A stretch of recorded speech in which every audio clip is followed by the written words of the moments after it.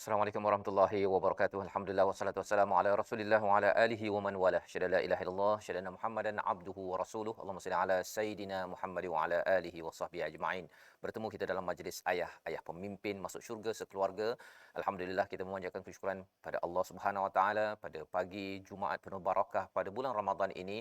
Kita diizinkan oleh Allah Subhanahu wa taala untuk menghayati, untuk rasai kemanisan daripada Al-Quran, untuk sama-sama kita melihat kepada tajuk kita pada hari ini, Taubat Seorang Ayah. Satu tajuk untuk kita sama-sama maknai daripada surah Al-Mulk yang kita akan bincangkan bersama dengan dua orang tokoh panel kita pada hari ini. Al-Fadil Ustaz Dr. Muhammad Luqman Ibrahim. Selamat datang Ustaz. Ya, sama-sama. Terima kasih sudi bersama hari ini, dan juga Syekh Abdul Karim Al-Maki sebagai qari kita pada hari ini. Apa khabar Syekh? Selamat pagi. Ya, selamat pagi. Alhamdulillah. Kita sama-sama ya, kita kongsikan di Facebook bagi tuan-tuan yang berada di depan Facebook, ataupun boleh maklumkan kepada rakan-rakan di mana sahaja yang ingin menonton, bagi tuan-tuan yang berada di depan kaca TV, untuk sama-sama kita kongsikan ya tajuk kita pada hari ini, beritahu pada kawan ya. Di ruang komen itu tuan-tuan boleh letakkan taubat ya, taubat seorang ayah sebagai tajuk untuk kita sama-sama maknai dan juga kita faham secara jelas apakah seruan daripada surah Al-Mulk pada hari ini. Jadi mari sama-sama, sebelum kita melihat kepada surah Al-Mulk ayat 10 hingga 12, kita saksikan video paparan perkongsian seorang ayah yang mempunyai 3 orang anak yang ingin dan terus bertaubat.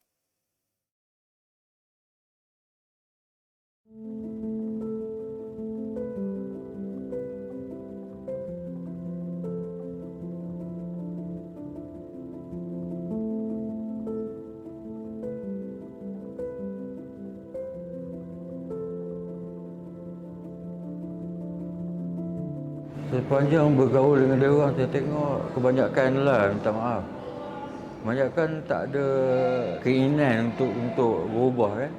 Seolah-olah manja kan dengan makanan free. Saya pun bukannya orang bagus kan, tapi saya takkan ikut lah pasal semangat yang macam tu.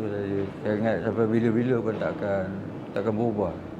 Kita kena kuatkan kita punya diri lah. Kalau tidak, sampai bila pun kita terikut orang, kita akan hanyut lah. Tapi memang tak ada niat untuk terus jadi gelandangan tu, memang tak ada lah. Berpunca daripada berpisah tu, saya memang hidup, kata orang, anak-anak pun tak duduk sekali kan. So saya pun tak ada tempat tinggal. Jadi sementara untuk memperbaiki hidup saya terpaksa terjebak dengan gelandangan. Niat tu untuk sementara lah, bukan untuk selama-lamanya. Anak-anak saya tumpangkan di rumah nenek dia. Saya tak boleh duduk sekali lah, saya dah berpisah kan. Walaupun saya gelandangan, tanggungjawab anak tu masih saya jalankan juga. Makan minum dia orang kan. Lebih-lebih lagi pelajaran lah. So apa cara pun saya terpaksa teruskan hidup untuk membesarkan anak-anak, especially dia punya pelajaran lah. Sebab dia orang semua dah IPT, dah peringkat IPT, jadi saya tak nak dia orang gagal kan. Dan korangnya apa yang terdaya saya akan buatlah untuk dia orang. Apa yang saya mengharap anak-anak berjaya, dan saya tak mengharap dia orang balas lah. Pokoknya dia orang berjaya dan untuk masa depan dia orang, itu je. Saya pun dah, kata orang dah hujung-hujung ni. Dah tak perlu apa-apa lagi dah. Untuk dia orang lah, insya-Allah saya akan cuba sedaya upaya, itu je.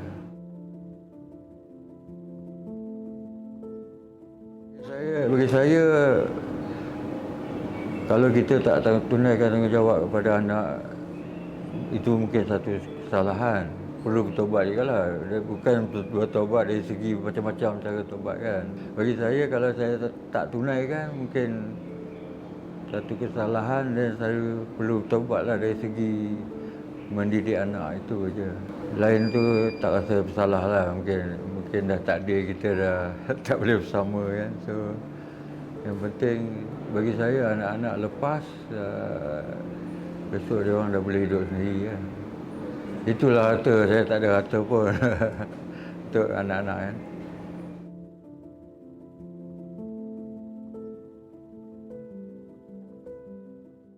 Begitulah perkongsian daripada Encik Rahim, ya, bukan nama sebenar daripada bekas gelandangan yang berpisah dengan isteri dan akhirnya mengambil keputusan untuk berada di Kuala Lumpur, ya, di tengah-tengah hiruk pikuk bandar, bangunan, dan berada di sisi gelandangan untuk menagih makanan, ya, bagi jangka masa yang terhad. Dan beliau berkongsi sebentar tadi, Encik Rahim berkongsi tentang masih lagi, ya, perlunya kembali ataupun mendidik anak sebagai satu perkara yang perlu diberi perhatian. Dan ini yang kita ingin bincangkan bersama, melihat daripada surah Al-Mulk bagaimanakah sisi ini diperhatikan daripada nasihat Allah Subhanahu Wa Taala. Kita bersama dengan Syekh Abdul Karim Al-Makki untuk membaca surah Al-Mulk ayat 10 hingga 12. Silakan Syekh.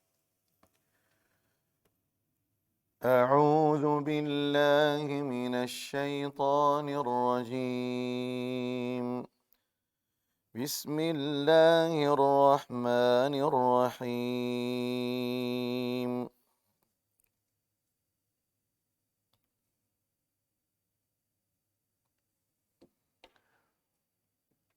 وقالوا لو كنا نسمع أو نعقل ما كنا في أصحاب السعير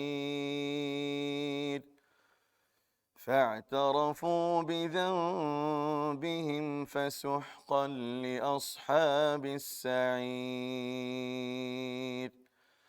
إن الذين يخشون ربهم بالغيب إن الذين يخشون ربهم بالغيب لهم مغفرة وأجر كبير. Gitulah tiga ayat daripada surah Al-Mulk. Dan mereka berkata, sekiranya dahulu kami mendengar atau memikirkan peringatan itu, tentu kami tidak termasuk di kalangan penghuni neraka yang menyala-nyala. Maka mereka mengakui dosanya, tetapi jauhlah dari rahmat Allah bagi penghuni neraka yang menyala-nyala itu. Sesungguhnya orang-orang yang takut kepada Tuhannya, sewaktu mereka belum melihat azab neraka, mereka memperoleh keampunan dan pahala yang besar. Pada ayat yang ke-11 ini kita melihat kepada apakah yang berlaku kepada penghuni neraka. Fa'tarafu, mereka mengenal, bidzambihim. Kita ingin bersama dengan Al-Fadhil Ustaz Dr. Muhammad Luqman untuk melihat balik sebenarnya Ustaz, ya, dalam ayat ini dinyatakan mereka mengetahui dosa mereka, ya. Apa maksud di sebalik ayat 11 ini? Panduan untuk ayah sebenarnya. Kalau tadi Encik Rahim berkata bahawa saya kena bertaubat kalau saya tidak mendidik anak betul-betul. Bagaimana melihat ayat 11 ini dengan lebih luas lagi? Silakan. A'udzu billahi minasyaitonir rajim. Bismillahirrahmanirrahim. Terima kasih Ustaz Fazrul, Ustaz Syekh kita. Nampaknya kuat dia berterawih nampaknya. Alhamdulillah. Tuan-tuan muslim-muslimat dirahmati Allah sekalian. Berkenaan dengan kisah yang dipaparkan Ustaz Fazrul, di mana seorang ayah yang dikatakan sebagai bekas gelandangan dan telah dapat mendidik anak dengan sehingga ke Menara Gading apa semua, alhamdulillah. Walau macam mana pun, pada hakikatnya kita sebagai manusia biasa ini inginkan satu kehidupan yang baik, kehidupan yang teratur dan seumpamanya. Dan ini kita kena berusaha dan ikhtiar untuk perkara tersebut. Dan pada hakikatnya kehidupan yang walaupun seorang itu begitu hebat, begitu kaya sekalipun, dia pasti ada pengakhirannya dinamakan sebagai mati. Dan mati ini bukanlah berakhirnya kehidupan, tetapi mati adalah bermulanya kehidupan. Jadi untuk bermulanya kehidupan ini perlu kepada satu kehidupan atas muka dunia ini yang mentaati perintah Allah dan Rasul. Barulah kehidupan mati itu akan menjadi baik, akan menjadi aman, damai dan akan beri kebahagiaan kepada kita. Jadi bila disebut satu orang yang merasa sedih, yang merasa bahawa dirinya perlu kepada bertaubat kepada Allah Subhanahu Wa Taala, Allah sebut dalam Al-Quran dengan begitu jelas. A'udzubillahi minasyaitonirrajim. Wa anibu ila rabbikum wa aslimu lah. Maka kembalilah kamu ataupun bertaubatlah kamu dan berserah dirilah kepada Allah Subhanahu wa taala. Dalam ayat lain Allah sebut innallaha yaghfirudz dzunuba jami'a, dan Allah memberi pengampunan kepada semua dosa. Jadi dengan sebab itu, asas ini setiap orang itu perlu mencari kaedah, perlu mencari cara supaya dia dapat mematuhi perintah Allah. Bukan sahaja bermula dia bertaubat, bahkan selepas itu dia kena cari kaedah untuk mentaati perintah Allah dan Rasul. Dengan sebab itu bermula daripada kepatuhan dia kepada Allah dan Rasul ini, hidupnya akan menjadi teratur. Kalau atas muka dunia ni tidak kelihatan teratur sangat, tetapi yakinlah bahawa pastinya teratur setelah dia mati. Dalam kubur dia baik, di mahsyar dia baik, di sirat dia baik, dan di syurga insya-Allah dia akan masukinya. Terima kasih diucapkan kepada Ustaz Dr. Muhammad Luqman ya, berkongsi tentang bagaimana keperluan untuk bertaubat. Dan sebenarnya dalam ayat yang ke-11 ini Ustaz ya, bila dicakapkan fa'tarafu bidzambihim, ya mereka mengenal kepada dosa, dia apa beza dzamb dan juga sayyiat dalam al-Quran kan, ataupun ialah kalau su contohnya, ataupun mungkin beberapa istilah lain ya, bila Allah menggunakan perkataan dzamb ini, maksudnya sampai tahap mana dan apa kemahiran ilmu yang ayah perlukan ya, sehingga kan mereka tahu itu adalah dosa ya. Kadang-kadang ada orang kata bahawa kalau katakan dia lempang anak dia pun kan, ataupun tak payah lempang, dia tinggalkan anak dia, pandai-pandai cari makan dah ada kat rumah, buka peti air sendiri, dia rasakan bahawa itu tak berdosa kot, saya dah bagi makan dah kan. Jadi silakan Ustaz, macam mana dosa yang sebenarnya yang boleh kita faham? Ya. Terima kasih kepada Ustaz Fazrul dan tuan-tuan muslim simak rahmati Allah sekalian. Sebenarnya tanggungjawab seorang ayah ini dia merangkumi sangat luas.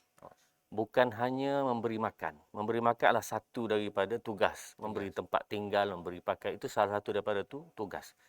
Tapi tuan-tuan perhatikan dalam Al-Quran, Allah menyebut dengan sangat jelas bahawa kisah Luqman, dalam surah Luqman, bahawa ayah ini ditekankan nombor satu. Ada perkara nombor satu yang perlu ditekan sangat-sangat. A'udzubillahi minasyaitanirrajim. Ya bunayya la tusyrik billah. Ini nombor satu. Wahai anak, jangan kamu syirik. Itu nombor satu. Nah, sehingga Nabi Allah Zakaria alaihissalam, Yaqub alaihissalam, ketika dia tanya anak-anak dia, bila dia nak mati apa dia wasiat. Kalau kita wasiat hari ni, wahai anak-anak aku berkumpullah kejap. Nah, bapa nak wasiat, barangkali bapa tak panjang umur dah. Ya, apa dia bapa? Tanah bapa sekian. Rumah ini beri kepada yang adik-beradik ini. Itu kita punya wasiat. Tetapi wasiat Nabi Allah Yaqub, ma ta'buduna min ba'di. Kamu nak sembah apa lepas aku mati? Jadi sangat-sangat berbeza wasiat ini. Maknanya persoalan syirik. Kata barulah qalu na'budu ilahaka wa ilaha abaika Ibrahim ila akhir ayat. Tapi nak bagi tahunya bahawa ini poin yang sangat penting, bahawa seorang ayah dia kena menumpukan kepada anak itu mesti menuruti perintah Allah. Nombor satu, jangan syirik. Jangan syirik. Kalau poin ini dia dapat masukkan dalam jiwa anak dia sungguh-sungguh, insya-Allah yang lain akan jadi mudah. Ya, apa dialog daripada seorang ayah yang sedang memasukkan nilai-nilai itu. Satu dua contohlah Ustaz dalam keadaan semasa ni untuk ayah-ayah yang sedang mendengar hari ini, dia tahu bahawa adakah saya kena berceramah pada anak saya ke, ataupun saya ni kena belajar bab-bab akidah dekat universiti baru saya boleh ceramah ke, ataupun macam mana dia mengatur anaknya itu agar tidak syirik kepada Allah Subhanahu Wa Taala. Baik. Muslim simak rahmati Allah sekalian. Pertama, tugas ayah tadi bila disebut tentang bahawa dia mesti mengajarkan anaknya itu supaya tidak syirik kepada Allah Subhanahu Wa Taala. Jadi Ustaz cadangkan dalam hal ini, dalam konteks kita zaman sekarang ni lah. Pertama sekali kena dengar program macam ni. Majlis ayah, program di TV pun banyak tentang menceritakan tentang ilmu agama ini, memasukkan dalam jiwa mereka sedikit demi sedikit. Perlu diingat tuan-tuan, anak kita ada benda ni sekarang, semua sekali. Ya. Daripada sekolah menengah dah ada, berkali sekolah rendah dah ada. Jadi PDPR. itu hakikat. Jadi mereka akan jiwanya dihidupkan dengan, kita kata paling mudah, game. Segala game yang dia tahu. Jadi itulah hidup. Jadi kalaulah tidak ada ruang untuk mereka ini, jiwa mereka disentuh dengan ilmu agama. Maknanya dia dengar program-program agama, kemudian dia dengar perbahasan-perbahasan agama khususnya dalam masalah syirik ini, ya. Jangan kamu menyekutukan Allah, bahawa Allah Subhanahu wa taala malakum min ilahin ghairuh. Tidak ada Tuhan melainkannya. Dan perlu diingat tuan-tuan, muslimin rahmati Allah sekalian, semua rasul, nah, datang wa ila 'adin akhahum huda qala ya qaumi ibudullah ma lakum min ilahin ghairuh, bahawa dia akan seru, kamu sembahlah Allah, tidak ada Tuhan selain daripada Allah Subhanahu wa taala. Ini konsep yang paling asas, mana ayah, ibu dan semua ibu bapa perlu menekankan kepada konsepnya satu, iaitu Allah Subhanahu wa taala. Allah memberi makan, Allah memberi minum, Allah memberi pakaian, Allah memberi sihat, Allah menghidup dan Allah mematikan. Itu konsep asal yang perlu masuk dalam jiwa anak tu, ya. Mungkin saya ingin Syekh Abdul Karim juga berkongsi lah pasal bila Dr. Lokman cakap pasal telefon ni kan. Syekh ada anak, ya. Macam mana dia bila kita cakap nilai kan. Kita bagi basyir, tetapi kita juga ada nazir, ya, peringatan, ada undang-undang. Mungkin Syekh ada boleh berkongsi bagaimana mendidik ataupun memberi peraturan pada anak tentang ini kan, adakah bebas ataupun bagaimana? Silakan. Baik. Bismillahirrahmanirrahim. Alhamdulillahirabbil alamin, wassallallahu ala nabiyyina Muhammadin wa ala alihi washabbihi ajma'in. Terima kasih kepada Ustaz Fazrul dan Dr. Luqman. Pada pagi ini kita dapat bertemu lagi. Mudah-mudahan tuan-puan rahmati Allah dalam sihat wal afiah. Pertamanya saya ada 5 orang anak, alhamdulillah.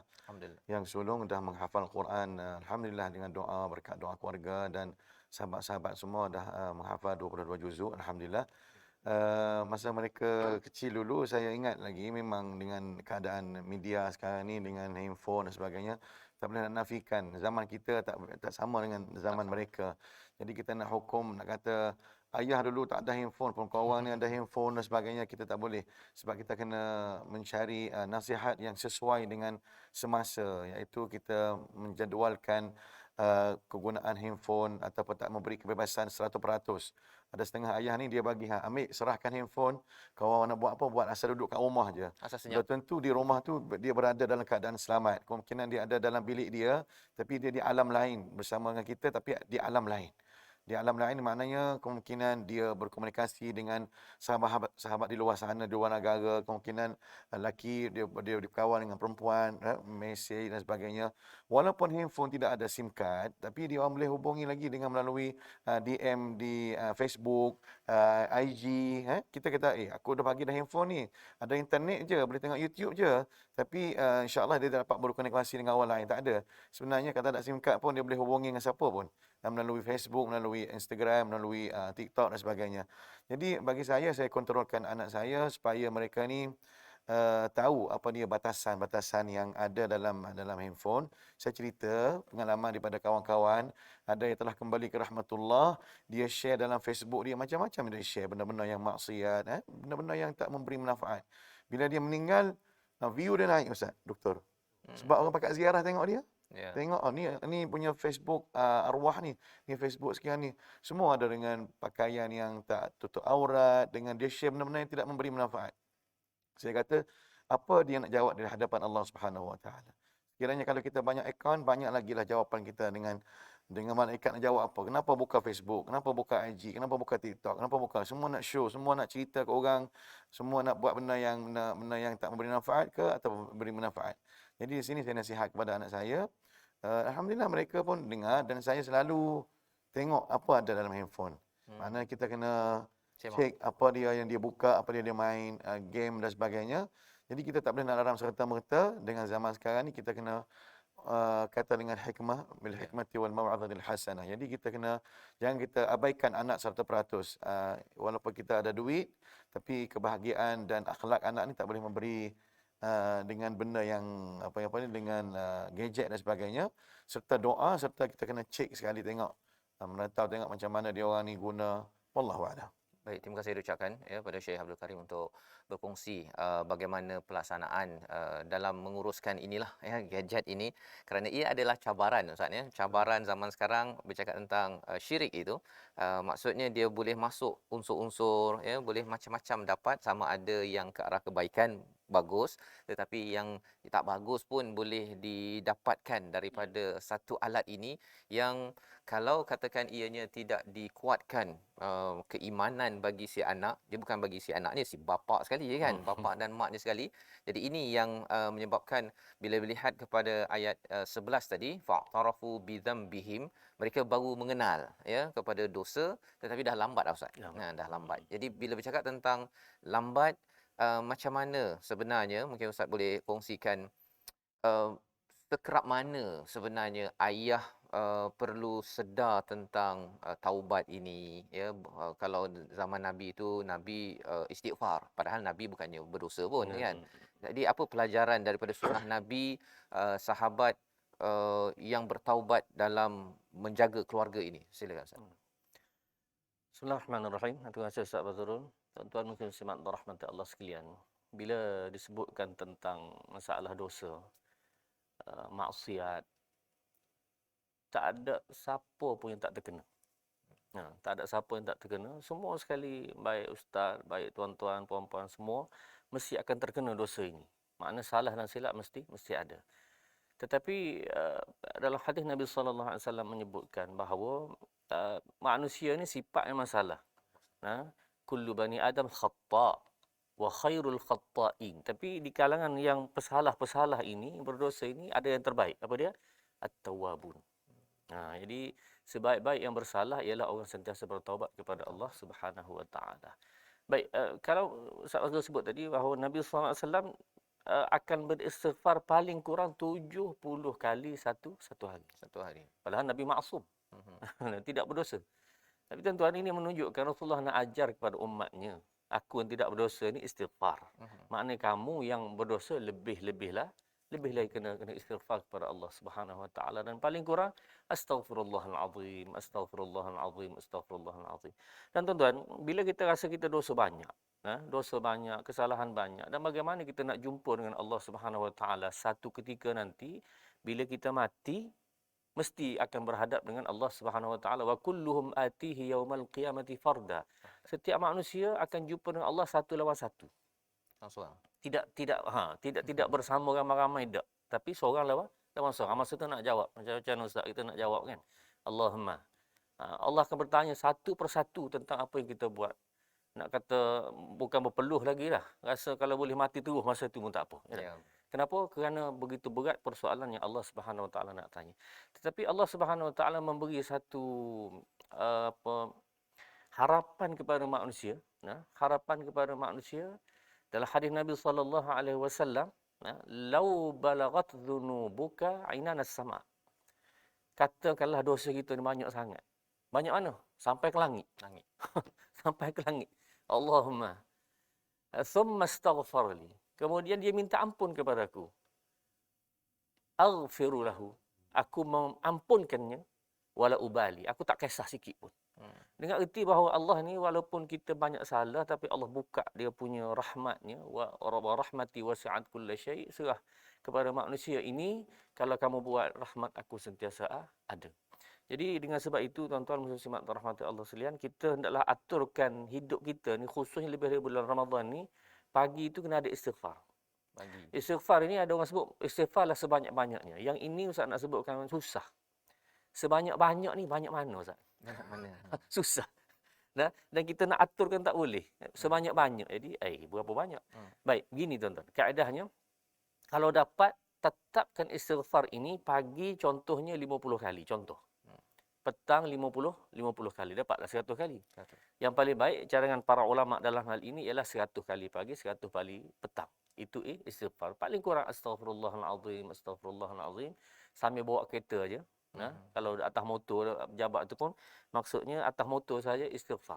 Maka orang seperti ini insya-Allah berada dalam lembayung rahmat Allah Subhanahu wa taala. Terima kasih ucapkan, itu adalah panduan tentang bagaimana kita ingin bertaubat, dengan salah satunya istighfar tadi Ustaz ya. Dan istighfar inilah yang kita ingin bincangkan, pasal ada yang kata saya istighfar kan. Tapi dalam masa yang sama si ayah ini masih lagi dia kalau malas bekerja masih malas lagi, ataupun yang anak perlu dididik dia masih duduk lagi pasal dia habiskan 100% itu dia dah habis. Adakah itu sahaja yang berlaku selepas istighfar? Kita berehat sebentar, kita kembali semula dalam majlis ayah. Ayah pemimpin masuk syurga sekeluarga.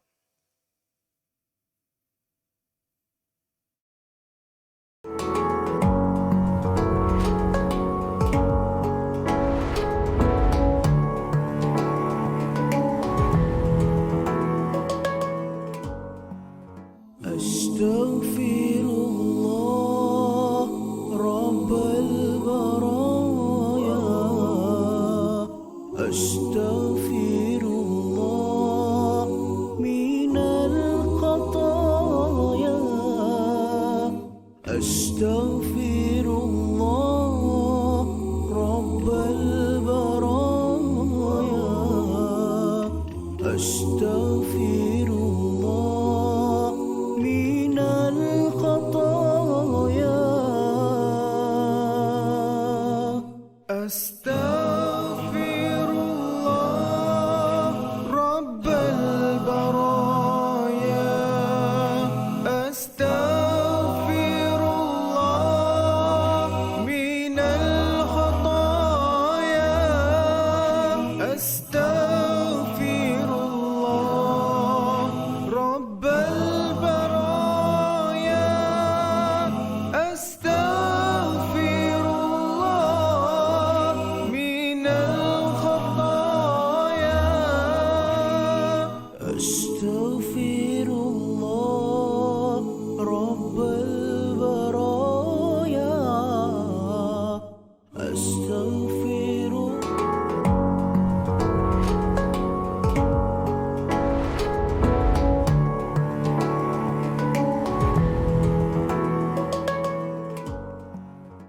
Kembali kita dalam majlis ayah pada hari ini untuk kita melihat kepada tajuk taubat seorang ayah. Sebentar tadi pada episod ataupun bahagian yang pertama kita melihat Encik Rahim, seorang yang bekas gelandangan, pernah keperitan hidup di tengah-tengah Kuala Lumpur, ia berpisah dengan pasangan, dengan isteri, tetapi masih lagi sedar bahawa ada tanggungjawab kepada anak, ada tanggungjawab kepada keluarga yang ditunaikan.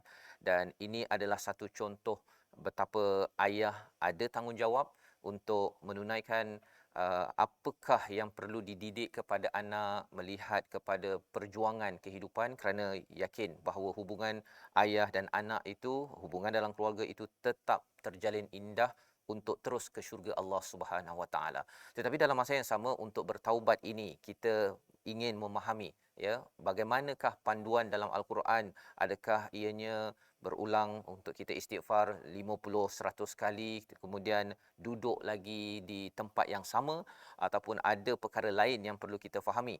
Kita lihat dahulu daripada surah Al-An'am ayat 54 hingga 55 untuk kita memahami secara lebih jelas tentang ciri orang beriman yang ingin kembali taubat kepada Allah Subhanahu Wa Taala. Dipersilakan Syekh Abdul Karim. أعوذ بالله من الشيطان الرجيم وإذا جاءك الذين يؤمنون بآياتنا فقل سلام عليكم كتب ربكم على نفسه الرحمة أنه من عمل منكم سوءا بجهالة ثم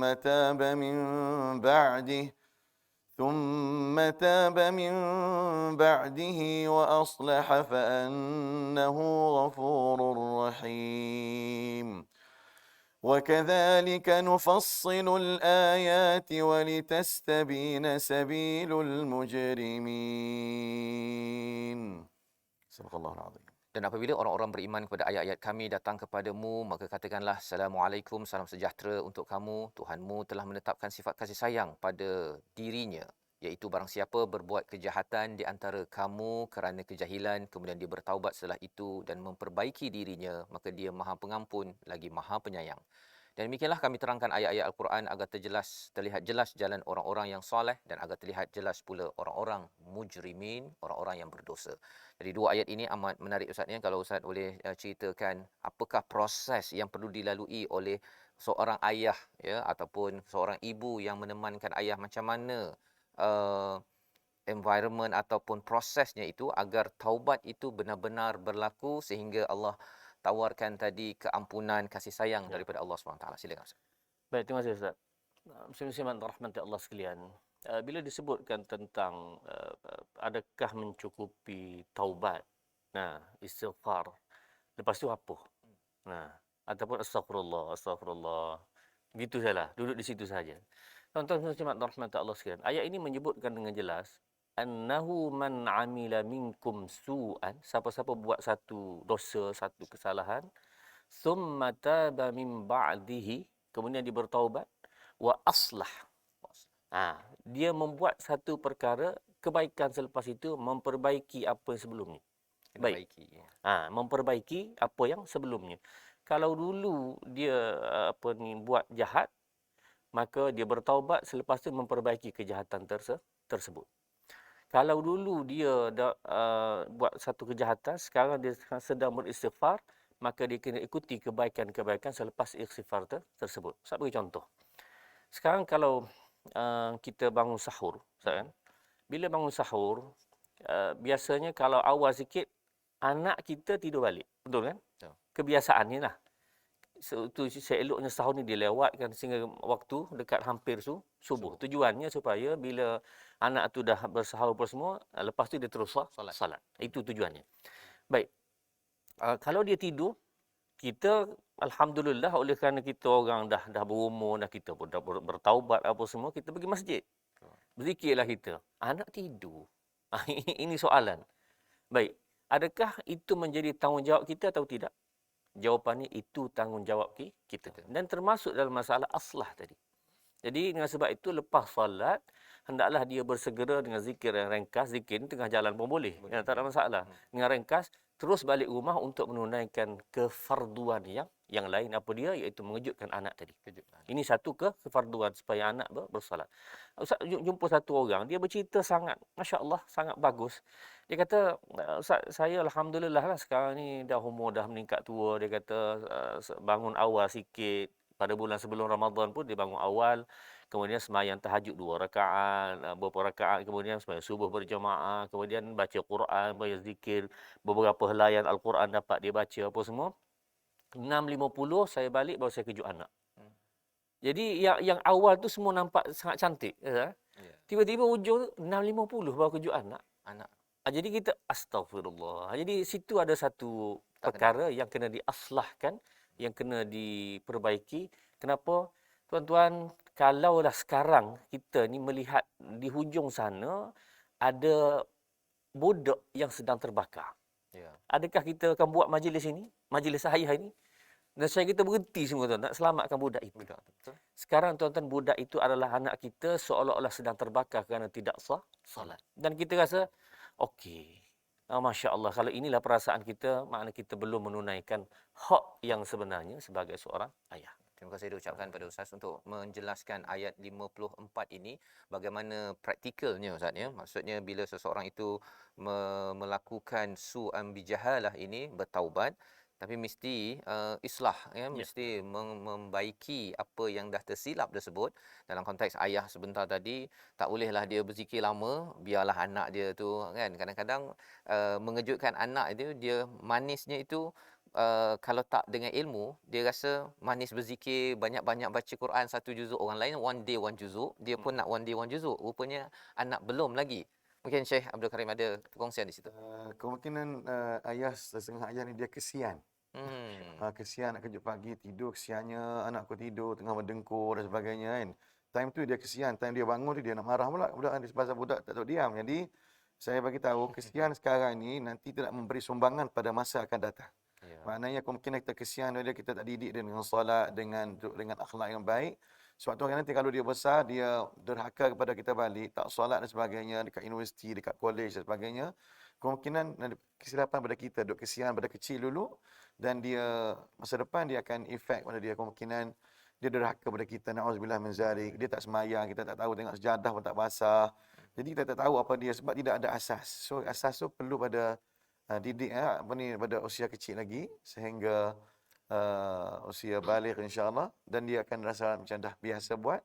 Insya-Allah itu satu perkara yang pengalaman kita semua, insya-Allah, mudah-mudahan kita doakan. Terima kasih ucapkan pada Syekh Abdul Karim ya, berkongsi tentang perkara ini amat penting ya, pasal bila kadang-kadang ayah dia outsource, dia beri pada mak kan. Ya, Mak uruskan segala-galanya pendidikan, ayah pergi cari duit kan. Dia bahagikan, dia kata penat ni nak mengejutkan anak, tetapi rupa-rupanya itu perlukan taubat ya. Taubat maksudnya ayah bukan sekadar pergi bagi makan sahaja. Kalau bagi makan sahaja, khuatir tanggungjawab ayah itu tidak tertunai sebenarnya Ustaz ya. Dan dalam ayat ini ada istilah annahum man amila minkum su'an bijahalah. Nak tahu istilah bijahalah itu apa maksudnya? Adakah kerana ada orang dia kata saya ni buat dulu pasal saya tak ada ilmu kan. Itu yang dia faham tentang bijahalah, ataupun ada juga orang ada ilmu, dia dah belajar, dah ikutlah majlis ayah. Tapi tak buat juga Ustaz. Adakah itu bijahalah ataupun tidak? Kalau tidak, mungkin dah ayat lain pula kan. Tetapi apa maksud bijahalah sebenarnya? Silakan. Baik, terima kasih Ustaz Fazrul, tuan-tuan muslim-muslimat dan rahmat Allah sekalian. Bila Allah sebut bahawa annahu man amila minkum su'an bijahalah, siapa yang buat satu kesalahan dengan cara jahalah maksudnya jahil pada asalnya. Tapi tuan-tuan, jahil ni ada dua keadaan lah. Satu, keadaan memang dia tidak ada ilmu. Ya. Yang kedua, dia ada ilmu tapi tidak menuruti ilmu. Itu juga dinama jahil. Oh, betul. Nah, kerana panduan itu walaupun dia tahu, dan perlu diingat bahawa tahu semata-mata tanpa hidayah belum tentu dapat amal. Hanya semata-mata tahu. Kalau tidak tuan-tuan, orang yang dalam pejabat, dia jaga bahagian duit. Betul. Kan? Sebahagian mereka telah menipu duit itu, buat akaun bijak. Adakah dia tahu benda itu salah? Tahu. Tapi semata-mata tahu, dia tidak akan dapat menyebabkan dia taat kepada perkara tersebut. Ini perlukan hidayah. Dan sangat baik Ustaz kalau kita nanti satu ketika kalau ada perbincangan tentang masalah hidayah, yang ulama beri syarat dua. Hidayah ini ada dua syarat. Nombor satu ialah, yang pertama sekali dia kena ada inabah. Dalam Al-Quran sebut ada dua ayat, wa yahdi ilaihi man anab wa yahdi ilaihi man yunib. Dalam jiwa dia kena ada perasaan nak kembali kepada Allah. Maknanya aku nak rujuk kepada Allah. Siap benda. Itu inabah. Nombor satu, baru dapat hidayah. Nombor dua, wallazina jahadu fina lanahdiyannahum subulana. Dia kena ada usaha ikhtiar untuk dapat hidayah. Sebab itulah dalam hal bapa saudara Nabi Abu Talib, bila dikatakan sebab apa dia tak dapat hidayah, tak cukup syarat dua ini. Yang pertama sekali kena ada inabah. Keinginan tu ada.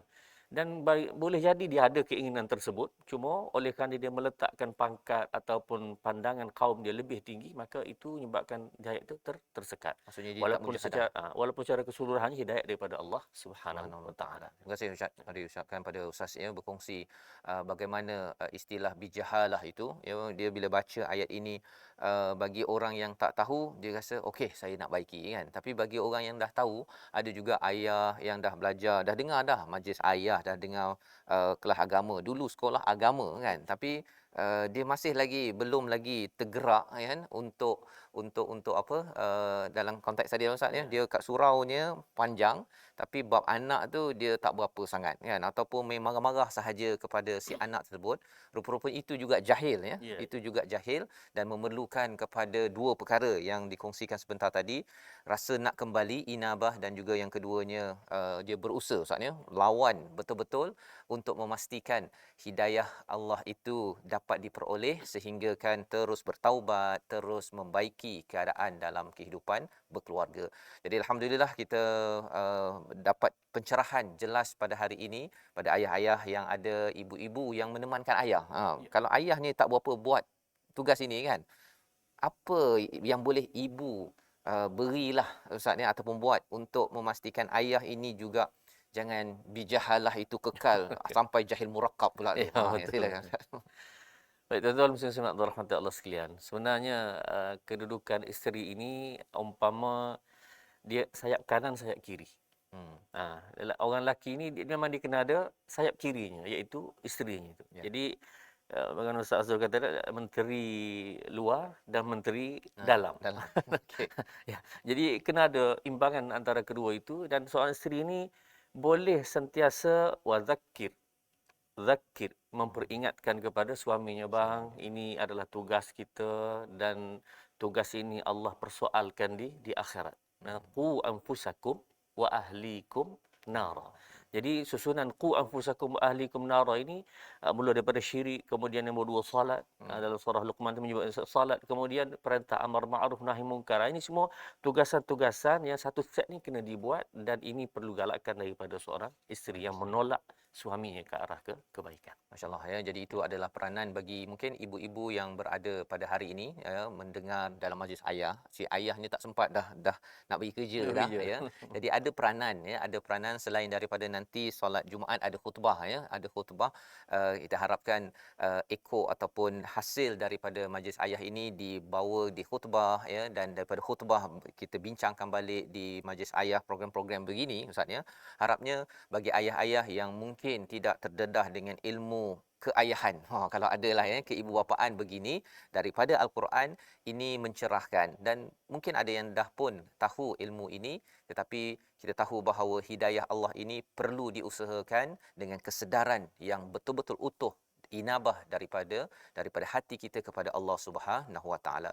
Di hujung ini mungkin saya ingin persilakan pada Ustaz Dr. Muhammad Luqman ya, untuk berkongsi nasihat ataupun panduan kepada ayah-ayah ya, pada saya, kepada tuan-tuan yang berada pada pagi ini.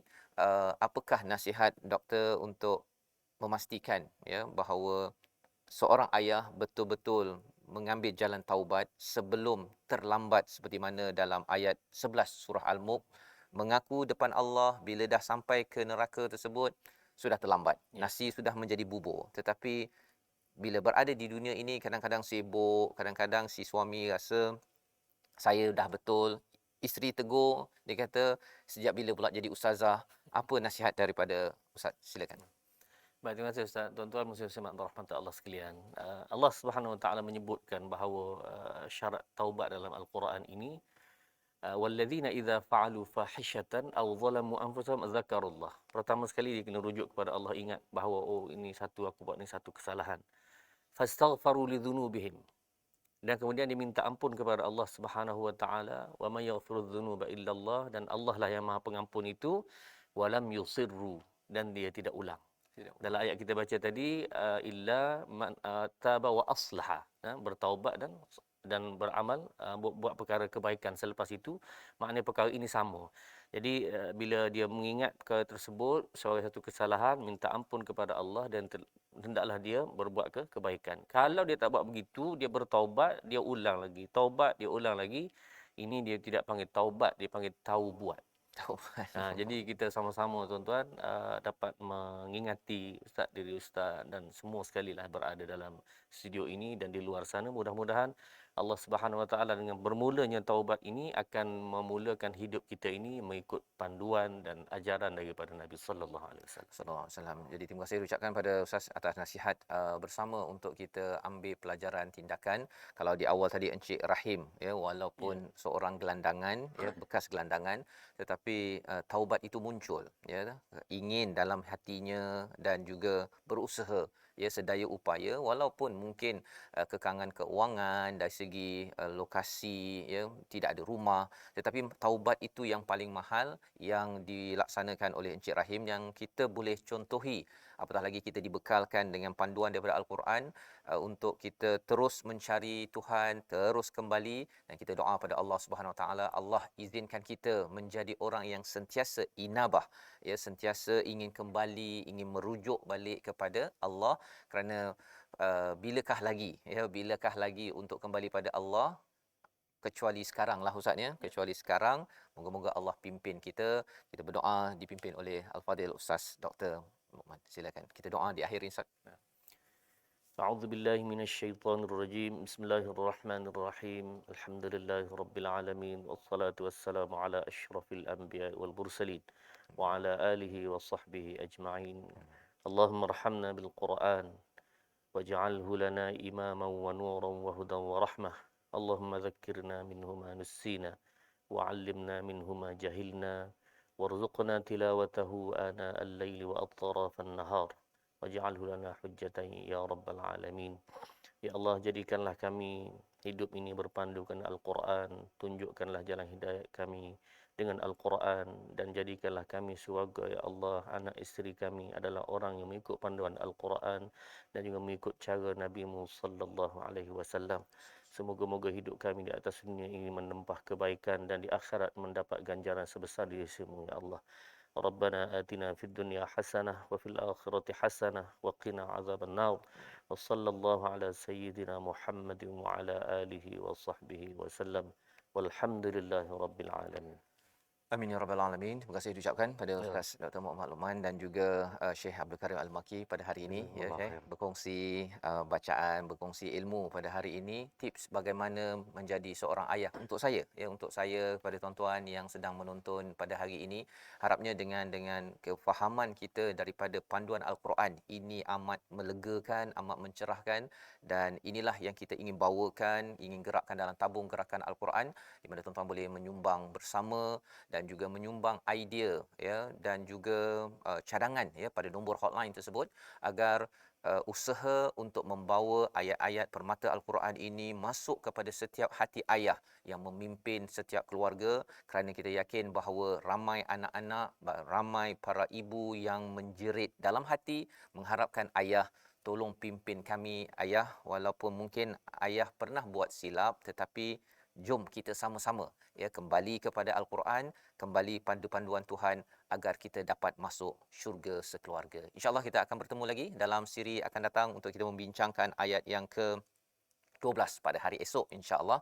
Jadi tuan-tuan yang masih lagi mengikuti, jangan lupa share di grup, di page masing-masing, ya, kerana kita yakin bahawa jika share tuan-tuan itu ditonton oleh orang lain, ianya, ya, sebagai satu saham yang besar untuk sama-sama kita bina masyarakat yang memimpin dengan panduan Quran masuk syurga sekeluarga. Bertemu lagi insya-Allah. Assalamualaikum. أستغفر الله رب البرايا أستغفر الله من الخطايا أستغفر الله رب البرايا أستغفر الله من الخطايا